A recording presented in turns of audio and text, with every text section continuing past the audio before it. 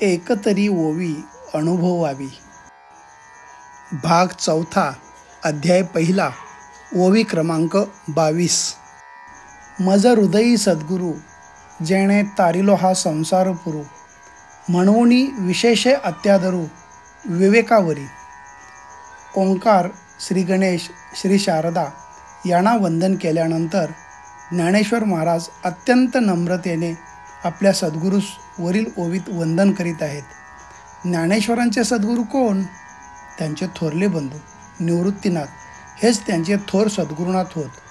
ज्ञानेश्वर महाराजांनी वारकरी पंथाचा पाया घातला असला तरी त्यांचे मूळ गुरुस्थान व त्यांची पुढील परंपरा ही नाथपंथीयही आहे. नाथपंथ हा सर्व पंथांच्या आधीचा पंथ आहे. आदिनाथ, पार्वती, मत्स्येंद्रनाथ, गोरक्षनाथ, गहिनीनाथ, निवृत्तीनाथ अशी थोर परंपरा सर्व महाराष्ट्रास ललामभूत झाली आहे. नाशिक जवळच्या सप्तशृंगीच्या डोंगरातील जंगलात ही भावंडे फिरत असताना वाट चुकली.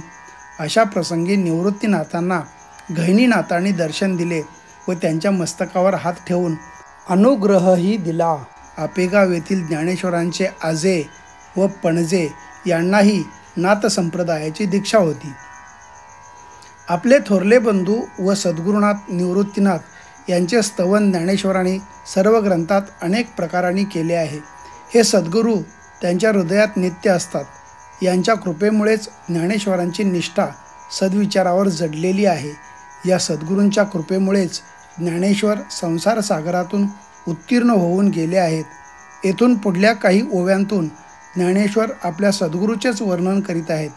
दृष्टांत देऊन ज्ञानेश्वर म्हणतात, ज्याप्रमाणे पायाळू मनुष्याने डोळ्यात अंजन घातले असता त्याला भूमिगत द्रव्य दिसू लागते किंवा हातात चिंतामणी आल्यावर मनुष्याचे सर्व मनोरथ पूर्ण होतात, त्याप्रमाणे मीही निवृत्तीनाथांच्या कृपेमुळे परिपूर्ण झालो आहे.